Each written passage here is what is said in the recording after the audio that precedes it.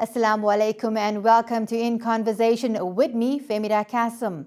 Since 2017, it has been estimated that over 1 million Uyghurs have been arbitrarily detained in Xinjiang re-education camps.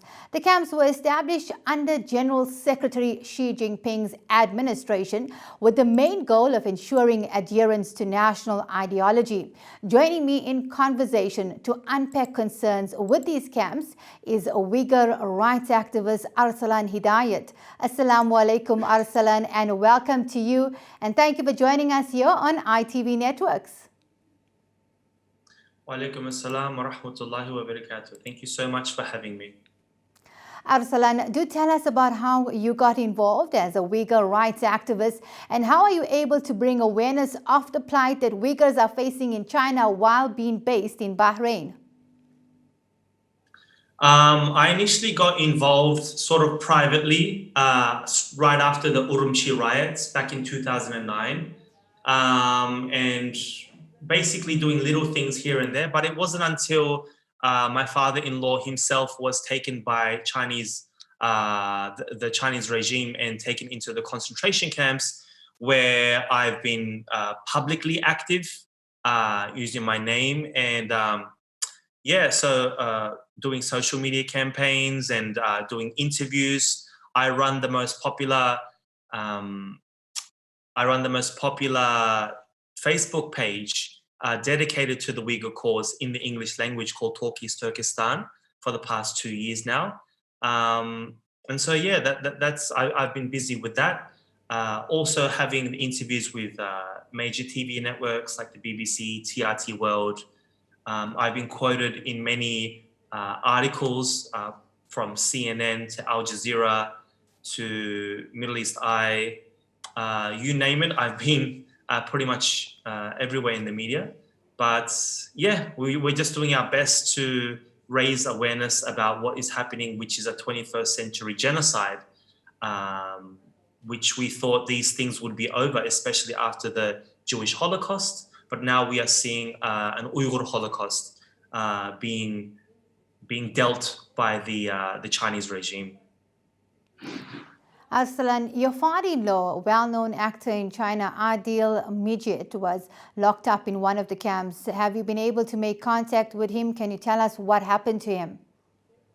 So he was locked up between November 2nd, 2018 to about September 2019.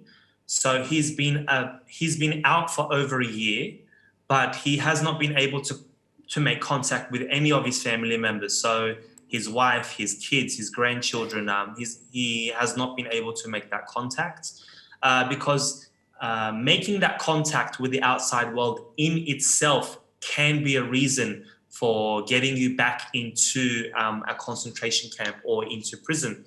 So yeah, that's where he's at. But at least he's outside. But obviously, there's always the fear that he could at any time go back inside because you just never know. Because the criteria, there is no criteria set out by the Chinese regime as to why they would put someone inside. It's very, very arbitrary with no real reasons at all. Okay, I'm wondering if you could help me understand this. China continues to defend the concentration camps as vocational training to counter the threat of terrorism. However, I've heard of people just greeting in Arabic and they get arrested. How is this a threat?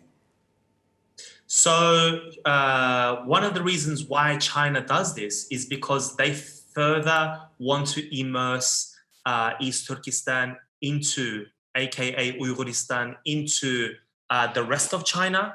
So when you do go into that region, you're visiting what is now today part of China, but you'll see people talking a language using Arabic words like Assalamu alaikum, like Alhamdulillah, and talking a Turkic language, nothing to do with China. The way the Uyghurs look, the way the Uyghurs carry themselves, their culture, the way they pray, everything is, if you were to just land there, you're like, this is not China. So it's their way of re-educating the Uyghurs so that they become more Chinese, they become more immersed, because all these little acts show how different the Uyghurs are, and that we are not a part of them. That we are not Chinese. So they are trying to dilute our culture, and essentially, for those that don't abide, we have heard that many people have died through torture, through starvation, through sleep deprivation, and various other tortures. So it's their way of wanting us to be more and more Chinese, integrated further into China.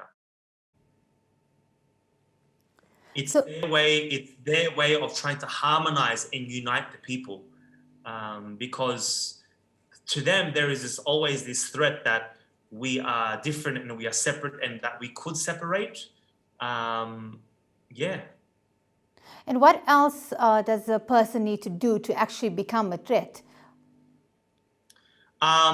Basically, as you mentioned, whether it be saying words like Assalamu alaikum, or having a beard, having a hijab, or just, you don't even have to be. I mean, generally speaking, for the longest time, people were thrown into prison or taken to a concentration camp for practicing any sort of Islam. So even giving advice, you may see a brother, for example, smoking, right? Or doing something like a little bit haram, right? And you go and you give him some, brother, don't do this. You know, Allah will not be pleased with you. That's it. See that bit of nasiha, that advice? You're gone. And if that were to be public, and now we understand that because of their technology, their AI, cameras everywhere, microphones everywhere, all of these things are heard. You could be in your house doing this, and you could be arrested because their manpower when it comes to their security is amazing. I mean, I'm sure we've heard of other governments around the world, Western governments. Of course, they listen in on our phone calls. Of course, they do that. But China take it to a whole new level, where they even have Chinese officials come in and live with these families. And we've heard of many stories of the wives of those families being raped, daughters being raped. And we've heard in these camps that regardless of the sex, whether male or female, both are being raped. So it's just amazing how the world can just, and the world knows this, the UN knows this, the West knows this, and, you know, besides statements of condemnations and some sanctions here and there, nothing else has really been done to stop this at all. I mean, just knowing that someone is spying on you, even in your house at every moment, that is just a major, major shock. I mean, that the world knowing this and everyone's just been silent about it. What do you think about that? Well, I mean, the world, Western countries are not silent about it, generally speaking. So we're talking Canada, Australia, you know, most of the European countries, Germany, Holland, Canada, the United States. I mean, the United States has been, say, the #1 support for the Uyghurs. But at the same time, their support is not really, I mean, it doesn't really, the world doesn't buy it. Because on the one hand, say the United States does support the Uyghurs, but then people are going to go, well, you've bombed a bunch of Muslim countries back into the Stone Age, so how genuine are you? And then you've got these European countries where they themselves committed various forms of genocide in North Africa and other places.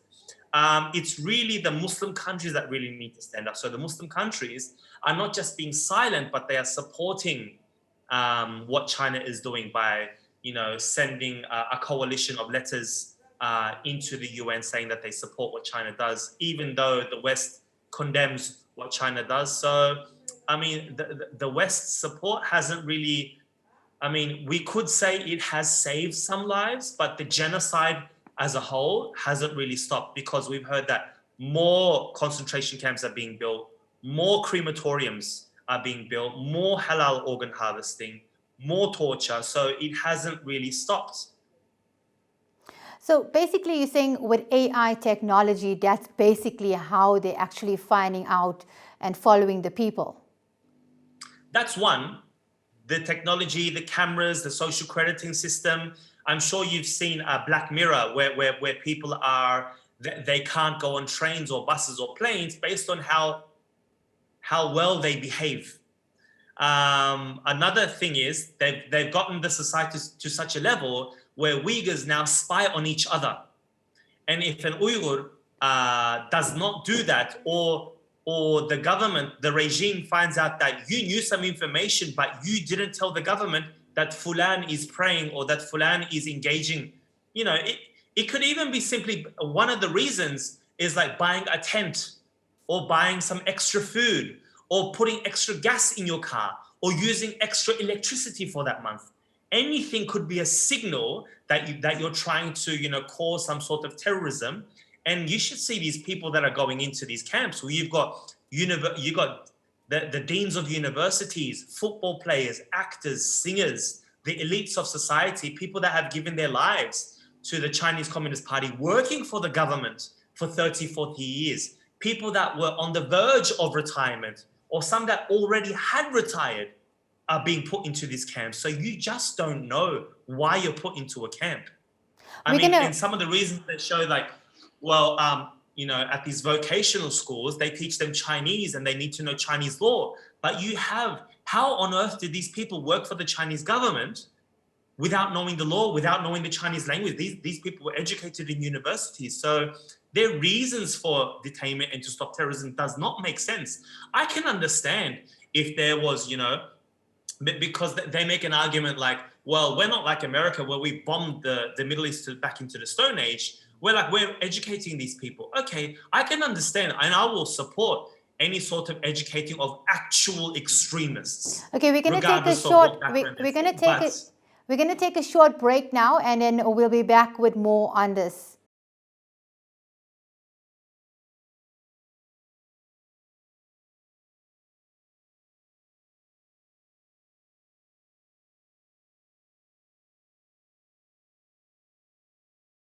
Assalamu alaikum and welcome back. Joining me in studio in conversation is Arsalan Hidayat from Bahrain. He is a Uighur rights activist. Welcome back, Arsalan. Thank you for having me. Wa alaikum assalam. Arsalan, you were talking earlier on about the camps, the concentration camps, and the people that are being put in the camps in China. Can you tell us more about the people? How many of them are being kept in these camps, and are they all Muslims? Yeah, so generally speaking, most of them are of ethnic Uyghur. They are ethnically Uyghur. You do have some other ethnic groups like the Kazakhs, some Uzbeks, but mainly Uyghurs, and some Kyrgyz as well. The main reason, you actually don't know what the reason is. The reason could include for practicing Islam one way or another, for being ethnically identifying yourself as an Uyghur, being culturally strong, or you could not even be culturally strong. You could, for simply being an Uyghur, and that's it. Or you have some family ties, they live overseas. Many different reasons for you to be locked up in a camp. And what happens to these people, some of the people that I've interviewed myself, is that some of the lighter ones are simply, they actually do just go through an education process of learning Chinese. But for those that refuse to do so, they end up, getting into a higher tier of a camp. So there are 4 types of camps. One type of camp is actually a 9-to-5 sort of camp where it's like going to work 9 to 5 and then coming back home again. That's receiving pure education. The number 2 camp is the concentration camp that we talk about, where people are tortured, where people are humiliated. So when I say humiliated, I was talking to one concentration camp detainee by the name of Zumrat Dawood. And she was told that one of the detainees was urinated on by one of the guards. And the reason why she was urinated on, because the guard was saying, don't you Muslims do wudu? Don't you guys wash yourselves before you pray? So look, wash yourself with this. And she was being urinated on by 2 prison guards. So lots of humiliation in that way. They are sleep deprived in order to interrogate them. So they'll deprive you for sometimes a day or 2 days of sleep, and then they interrogate you. They are beaten. So I was talking to another concentration camp detainee. She was saying that simply for giving her morsel of food to a much older woman, much older woman, she was beaten. When she was hit, automatically she said Allah, right? You know how sometimes you're beaten and you may swear, right? Or you may say Allah, oh my God, right? And so she was beaten further because she said Allah, right? She's like, where is your Allah? You know, you think Allah is going to save you? So lots of humiliation in this way. And the women, 90% of the women that I talked to were raped, gang raped. They are given, their blood is taken in the morning, and then they are injected with something in the evening. And what this had done to the women was, one, they were not getting their periods anymore. They didn't feel hungry anymore, and they literally felt like stone cold robots. It was just like they weren't getting hungry. And the way that they were living, it was like in one room, you had anywhere between 40 and 60 people in one room. Some of these rooms are same sex. So you had males and females in one room, where, you know, a lot of the time, you know, changing their clothes in front of the guards, humiliating them by having them naked. And they really strip you of your dignity. And, you know, it's something that I was talking to Mozambique, a former Guantanamo Bay detainee, and he was saying that he himself, because he had stayed with some Uyghurs in Guantanamo Bay, and when they compared the two, they said that Guantanamo Bay was a walk in the park. Guantanamo Bay was nothing compared to what's happening in China's concentration camps. So there's something for you to compare to, because even in Guantanamo Bay, you know, we've heard that the detainees are allowed to fast, they can read Quran, they can pray, they can have a beer. There are many freedoms in Guantanamo Bay. So yeah, that's what's in a nutshell what's going on in these camps. And they're also, so there is no idea of God. You know, your God is literally Xi Jinping. And every morning they go through this sort of Toba session, this confession session that they have to repent, and they have to repent to Xi Jinping because they had repented to Allah. So they write these letters saying how sorry they are for worshipping Allah, for being Uighur, and that they promise to be more Chinese. And you also get this issue when these women come out, that they end up marrying Han Chinese men. They are forced to. A Han Chinese man would offer himself, you know, wanting to marry an Uyghur woman, and if she were to disagree or not say I do, well, that means this woman has not been educated enough, so she has to go back in the camp. So we have this forced marriage issue as well. So we have a lot, and you may ask, well, where do all these kids go if all the parents are in these camps? Well, the kids themselves are sent off into boarding schools, where they too are indoctrinated with Chinese culture, forced to be Chinese. God knows what they are feeding them. So, yeah. How old do you think the youngest are that are being kept? And I take it that young and old are being kept there, and are they being forced to do certain labor? Yeah, so the third type of camp is the labor camp as well. So you've got two issues. They're either doing that labor in East Turkestan itself, or they're being forcefully sent off into the rest of the inner China to make, you know, your big brands. I mean, there are 83 global brands that we're all aware of. They do get a small salary, but it's anywhere between 5 to 10% of what they originally would have got in their own previous job. So we have like lawyers and doctors in these camps, you know, like successful people in these camps. And then you got the fourth type of camp, which is the actual prison, where the people who cannot be educated, they are given an arbitrary sentence. For example, you prayed, all right, 10 years for you. You had a bid, all right, 15 years for you. I mean, God knows how they work this out, but people are also sentenced to your classic Chinese prison as well, where, I mean, God knows what happens in those prisons. So you've got these 4 types of torture. So you got the 9-to-5 education, you got the concentration camps that I talked about with all the torture, you got the labor camps, where apparently the labor camps are a little better because they're not necessarily going through torture, they are working anywhere between 14 to 18 hours a day. The rest of the time they sleep. There is also indoctrination going on, but I heard that there is less torture. And then you've got classic prison. Tell me more about the women that were being forced about others. Is it true that they were married women that were being forced? Some were married women. Some are married women where their husbands had died in the camps, or their husbands were given lengthy prison sentences. And regardless of that, just even the rape. So initially when these camps were open, mostly men were sent to these camps. And so you had a bunch of women living just with their children at home. And then you had those Chinese officials move in to watch upon these women to see what they were up to. Do they pray? Do they speak the Uighar language at home? So all these things. And we heard of many rape stories where little kids, 11, 12, 13, were raped. Their mothers were raped.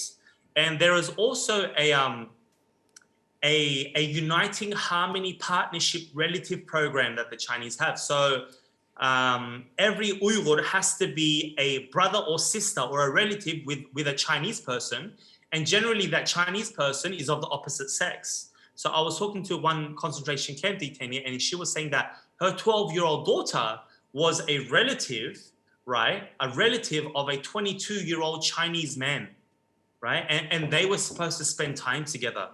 And you can only imagine what that Chinese man was going to do to that, or is going to do to that girl. So we have a lot of these issues as well, where you're partnered up to enhance or promote cultural harmony within the country, but a lot of abuse happens in those relationships as well. So, I mean, there's so much going on that people cannot wrap their heads around. Totally, extremely shocking and mind-blowing. I'm going to be back with more information about this after the short break.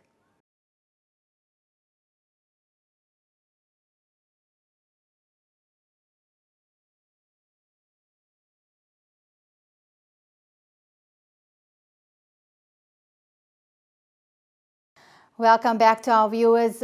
In studio with me is Arsalan Hidayat, who's going to be talking about the Uyghur situation in concentration camps. Arsalan, you were telling me about the women and what they are going through, and how these young girls that are being raped at the age of 12 in these concentration camps, and the women who are married have to sleep with soldiers and that. Tell me, how young are the children, boys and girls, that are actually being, that they are finding as threats to the country, and they are putting them in these concentration camps? So the kids go to a special boarding school. We've seen videos where these kids range anywhere between 3 till 6, 7, or 8. And then you've got kids also higher grades as well, where they go to school, but they're also indoctrinated while they're at school. But the really scary bit was how they are paired up with with the opposite sex in order to promote ethnic harmony within China. And so we've seen many clips of Chinese men go up and take videos of little girls and holding them inappropriately, and having them sing communistic songs. And so if that can just imagine, your child was approached by a man, right, who's in his 40s, 45, right, and comes up to your little child and starts holding them like very, it's very promiscuous what happens in these videos. And if that's been able to show on video, what's happening off screen? So that's really scary. And until this day, China has not let anyone in. And we just say, well, if you're not afraid of anything and none of this is happening, why don't you let anyone in? And when they do let certain journalists in or certain reporters in, it's on their watch. it's on their stage tours. So you can't go in and freely talk to the people. And the people that you do talk to have been, interviewed by the government, and they're literally paid actors. We've had situations where a report came out where Muslims were paid anywhere between 18 to 30, around 18 US dollars a day to go to the mosque and pray, because journalists were coming in to see if Muslims were allowed to pray. And so this had come out that they were actually paid actors. A lot is being done to hide these issues, and the children. We could be seeing the last generation of Uyghur children, especially if they're going to be adopted away into Han Chinese families. The girls being married off forcefully to the Han Chinese. And then you've got just through the education where you are not allowed to learn the Uyghur language anymore. The school system is very much Chinese. I mean, technically, we are an autonomous region, but there is nothing autonomous about it. So basically what they're doing is they're putting fear in all of those that are detained in the camps. So the day before a journalist or reporter goes through, they probably know the time, they know when, who's coming. So they basically have to prepare everybody there for what's going to be happening and who's going to be coming to camera them. Yeah, I mean, I'm sure you've seen various journalists get in and they try and make a documentary, but their documentary ends up being about how they were followed by 10, 20 cars at a time, how they were I mean, if you've got nothing to hide, why are you following these journalists? Just let them talk to the people. And there is a very good documentary done by Vice News by Isabel Young, and she's a journalist, but she went in as a tourist, and she was able to get voice recordings of Uyghurs inside, and even talking to the Chinese people, and they told the truth. I mean, it wasn't to the extent that you're hearing from me now, but what they were saying, it was, what China was not saying about these so-called vocational schools. So more of that sort of reporting, and if I'm not mistaken, she actually won an Emmy for that. So, if you want real information, you're going to have to go in there secretly, or China has to let independent investigators in. What efforts are currently underway to help those detained? I mean, like you said, the UN, we're not sure about efforts from their side. Obviously, we have to find out from them. And any other efforts that you know of? I mean, there are calls for sanctioning. I mean, the US has put sanctions on CCP officials. Calls for boycotts seem to be the way to go. I mean, the boycott against France has worked, as far as I can see. So something like an actual boycott. Obviously, boycotting French goods is very, very easy. Chinese goods are going to be much harder, but we can't see anything changing unless we hit them where it hurts, and that's the money. And I guess, like for me, when it comes to the Uyghur, that's why I personally like Donald Trump so much, because he was the only leader ever to put actual sanctions and boycotts and trade, like putting actual pressure economically on China. And I can't see anything else happening. And also another call, people are calling for a Western military intervention. We recently heard that Secretary Pompeo, there is a group by the name of the East Turkestan Islamic Movement, and they have been labeled by the Chinese government, as well as many Western governments, especially the United States, as a terrorist organization. But Secretary Pompeo came out about a week ago and said, we've taken the East Turkestan Islamic Movement off the terror list, off the US terror list. So that's a good move. So we could see some sort of Western military intervention happening. I mean, those are the only two things. We've seen that statements of condemnation and, all these things haven't seemed to work. It's only just gotten worse. And we say, well, you took down Nazi Germany 75 years ago. What's the difference now? Because China is really spreading its wings. You've seen the oppression that's happening in Kashmir, in India to Indian Muslims. So many dictators around the world are following in China's footsteps. And we say, if you don't stop China now, others will follow and they will reach your doorstep as well. US President-elect Joe Biden has been very outspoken also during his campaign on China's bleak human rights record. His presidential campaign has also referred to the crackdown on the Muslim Uighur minority in China's Xinjiang as a genocide. Is there any hope that can come from such comments about China, or do you feel more needs to be done? I hope he's genuine when he says that, but looking at Biden's record and generally the Democratic Party, they've always been very close to China, regardless of the oppression that goes there. I mean, the oppression that's happening to the Uyghurs has been going on for 70 odd years.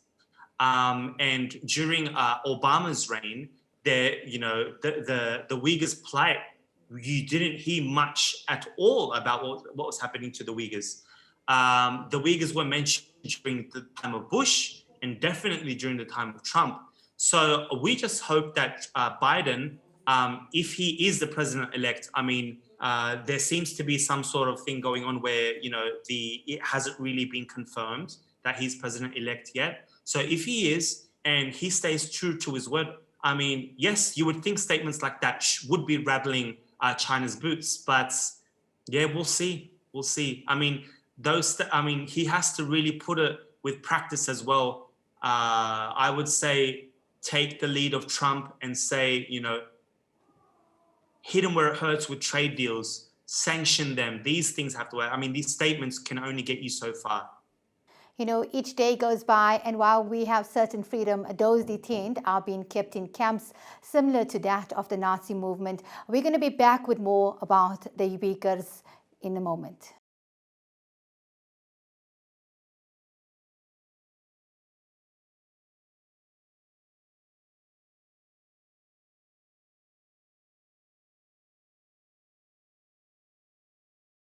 Welcome back. Joining me in studio is Arsalan, a Uyghur human rights activist. Welcome back, Arsalan. Thank you for having me. Arsalan, you mentioned that these camps are like Nazi movement camps, and we spoke earlier on about the world still remaining silent. Why is it that everyone is still remaining silent when this is a serious, serious concern? I mean, as I mentioned before, it's not silence. I mean, there are statements here and there, but, especially during COVID now, everyone wants to get their economies back. The trade deals and money and all these things matter more to people. And even say during any sort of election around the world, people's number one concerns, besides freedom, their number one concern is economy. And so people have to understand that each time that you are involved directly or indirectly with China, economy-wise, you are feeding this Nazi machine. And so, boycott, we really have to boycott China. If I'm not mistaken, back in the day when South Africa themselves had their apartheid regime, South Africa was boycotted in sporting events or goods. And I mean, we talked about Joe Biden before. Joe Biden himself, there are statements where, he said we should be with the South African people and not the apartheid regime. And so, yeah, the world is thinking with their pockets, and it's really, we really have to make a decision. Are we going to be humans? Are we going to join as humans together and save the Uyghurs? Or are we just going to be like, you know what? No. The dollar means more to me. I've got to feed my family. And China does that for me. Are we going to be acting that way? So this is one of the main reasons, economy. So do you think there'll be any more attempts from your side to push for international organizations to intervene? I mean, obviously, we're always going to push, regardless of whether it works or not, because that's all we can do. We ourselves cannot step out of the legal bounds of how we go about doing things. So we will push as far as much as we can. And we really do need the support of stronger nations. So yeah, well, we'll keep doing what we can, whether it be on social media, talking to diplomats, politicians, and yeah, just trying to get this out there further. About yourself also, have you ever been faced with any threats for all the work that you've been doing? Surprisingly, no. Um, I've heard of other activists that have had threats or messages on their phone or things like this, but no, nothing has come about. And I personally welcome. I mean, not a threat, but like I wanted to engage with the Chinese officials themselves if I could. But I mean, they don't come forth as well, so they don't engage with Uyghur groups as well, and they avoid engaging as much as they can. And yeah, I mean, yeah, it's really funny that I haven't been threatened because normally many of my friends have.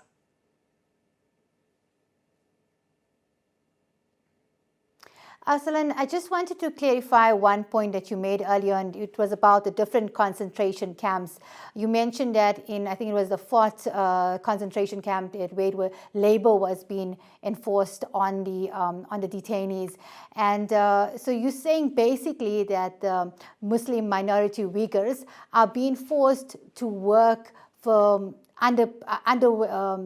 underpaid to make items for China to send around the world. Yeah. So so you had the labor camps, and people are overworked anywhere between 14 to 18 hours a day. And not just that, there was a report where even the hair of the Uighur women, the hair is sold. And if you literally type into Google Xinjiang hair, recently America has stopped all the sales of wigs and hair and eyelashes from China because especially those labeled as Xinjiang are most likely coming from those camps.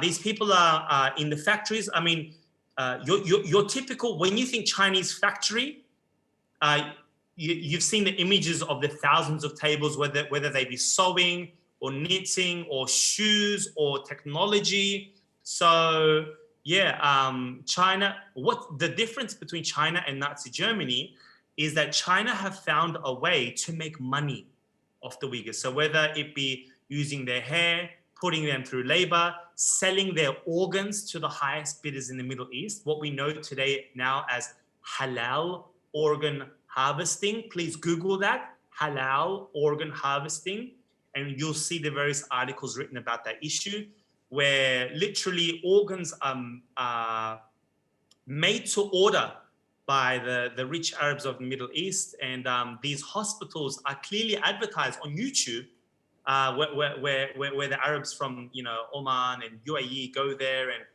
in those hospitals, there are mosques and halal canteens. And this is something that you don't see in Chinese hospitals, where there are specific hospitals for these sort of operations. And yeah.